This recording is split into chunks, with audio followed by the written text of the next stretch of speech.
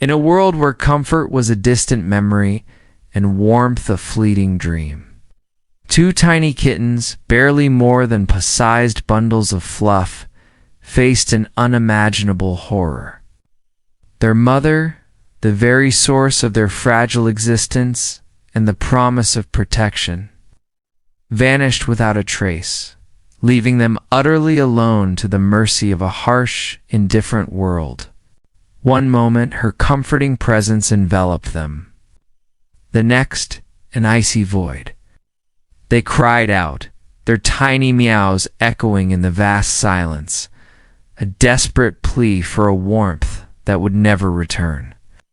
Their innocent eyes, once full of trust, now mirrored a profound bewilderment and an aching emptiness.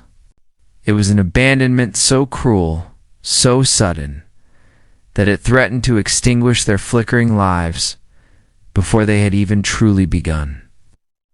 Their father, a pillar of their world, had already been lost in a sudden, tragic accident that plunged their small family into an abyss of grief. Now, with their mother gone, the fragile foundations of their lives crumbled entirely.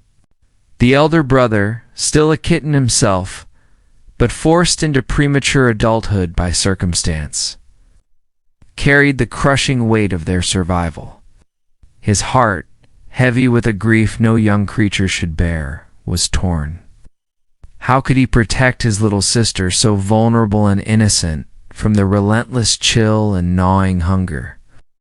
Every day was a battle, every shadow a potential predator. He scavenged tirelessly, his tiny paws sore, his body aching, driven only by the unwavering need to keep his sister alive. He offered her every morsel, every sliver of warmth, sacrificing his own meager comfort without a second thought. Yet as the harsh realities of their existence bore down, his sister began to resent his presence. The relentless struggle, the constant hunger, the shame of their homelessness, she blamed him. Their classmates, sheltered and well-fed, mocked her, their cruel whispers stinging her fragile spirit. "Look at her with her homeless brother. She's disgusting," they hissed, their laughter echoing in the hollow chambers of her heart. "You look horrible because of him." Their words, sharp as claws, tore at her self-esteem.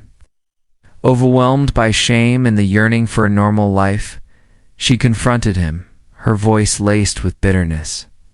"Don't wait for me anymore. Everyone mocks me because of you. I'm staying in the university dorm with my classmates. I don't want anyone mocking me because of you." Her words, intended to wound, pierced his heart deeper than any physical pain. Yet he said nothing, only watched her leave, his eyes filled with an unbearable sorrow, a silent testament to his enduring love. Days turned into weeks, and his sister tasted the bitter fruit of her choice. The glamour of the dorm faded, replaced by an emptiness that no classmate's laughter could fill. She remembered her brother, always there, always protecting, always sacrificing. His unwavering love, his silent strength, his selfless devotion, it all flooded back, painting a vivid picture of a bond she had foolishly rejected.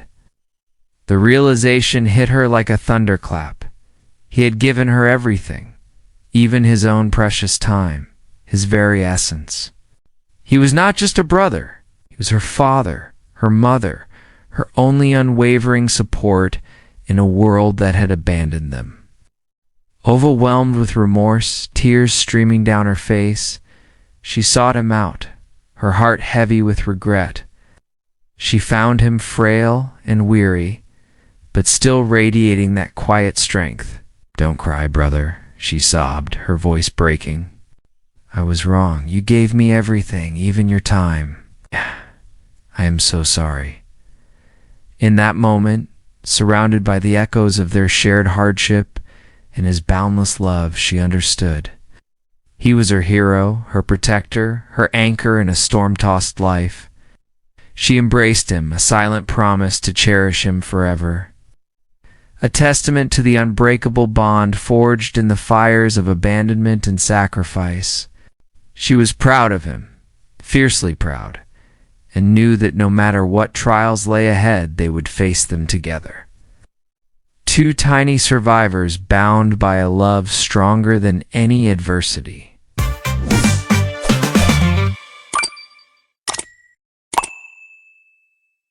In a forgotten corner of the city, amidst the gray tapestry of crumbling brick and whispered sorrows, lived Elias, a man whose pockets were as empty as his heart was full. His most precious possession, the vibrant pulse in his quiet life, was a tiny calico kitten named Luna. Luna was a creature of pure light, a whirlwind of playful energy and soft purrs, who had stumbled into Ilias's meager existence one rainy evening, cold and alone. From that moment, a bond unlike any other was forged. Elias, despite his constant struggle against poverty, poured every ounce of his love into caring for Luna, sharing his last scraps of food, crafting toys from discarded string, and providing a warmth that money could never buy. His calloused hands, weary from a lifetime of toil, would gently stroke Luna's soft fur, and in her contented rumble, he found his greatest peace.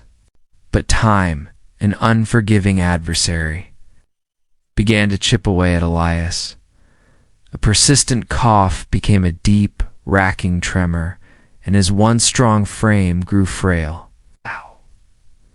The doctors spoke in hushed tones of a rapid decline, words Elias understood all too well. His greatest fear wasn't for himself, but for Luna, his beloved kitten, who would soon be left utterly alone in a world that had little kindness to spare. As his strength waned, singular purpose ignited in his weakening heart. He had to ensure Luna would not be abandoned, not truly. He decided to create a final, lasting gift, one that would carry his love beyond his own mortality. With trembling hands, he began to gather the few precious items he owned. A worn handkerchief, imbued with the scent of his skin and the faint aroma of the cheap pipe tobacco he occasionally afforded, a handful of dried lavender he'd collected from a nearby field, and a small, smooth river stone, his personal worry stone that he had carried for years. Over several arduous days in the dim light of his small room, Elias painstakingly stitched the handkerchief into a tiny, misshapen, cat-shaped doll. He carefully stuffed it with the fragrant lavender, and with a silent prayer, tucked the river stone deep inside. This wasn't just a toy. It was a vessel for his essence, a soft comfort, a familiar scent, and a tangible piece of his presence. Each stitch was a whispered promise, each not a tear held back. Alongside this precious creation, he penned a letter, his final testament, to his kind-hearted neighbor, Mrs. Gable. In halting, pain-filled words, he described Luna's quirks, her love for sunbeams, her habit of kneading his chest, her favorite scratch behind the ears. He implored Mrs. Gable, with every fiber of his being, to take Luna in, promising that Luna, though small, carried enough love to fill any home. The day came too soon. With his last reserves of strength, Elias called Luna to him. He cradled her gently, his bony fingers stroking her head. "My sweet Luna," he whispered, his voice a ragged breath, "this is for you. Always remember, my love is always with you." He placed the small, lavender-scented, stone-weighted doll beside her, its soft fabric a stark contrast to his rough skin. Luna, sensing the profound sadness emanating from her human, nuzzled against his hand, purring a soft, mournful tune. That night, as the moon cast long shadows across their humble room, Elias passed away, a faint smile on his lips. The next morning, Mrs. Gable found him, peaceful and still. And curled beside him, grief-stricken but clutching the small handmade doll, was Luna. Mrs. Gable, tears blurring her vision as she read Elias's heartfelt plea, understood the true value of the final gift. She took Luna into her bustling, warm home. For weeks, Luna remained withdrawn, her purrs silent, her playful spirit dimmed. She carried Elise's little doll everywhere, a constant companion, a tangible link to her lost father. She'd sleep with it, groom it, and even hunt it gently, as if engaging in a silent game with Elias himself. The lavender scent, though fading, offered a ghost of comfort, and the smooth stone within provided a grounding weight. Years passed. Luna, now a plump, contented cat, still cherished the faded, well-loved doll. It had long lost its shape, becoming a soft, indistinguishable lump of fabric, but to Luna, it was everything. It was the enduring whisper of a poor father's boundless love, a gift that transcended poverty and even death, ensuring his beloved kitten would never truly be alone. Every time Mrs. Gable saw Luna curled with her little treasure, she was reminded that the most profound gifts are not measured in riches, but in the immeasurable, enduring love woven into their very fabric. Elias's last gift was a small, quiet miracle, testament to a father's devotion, proving that love truly is eternal.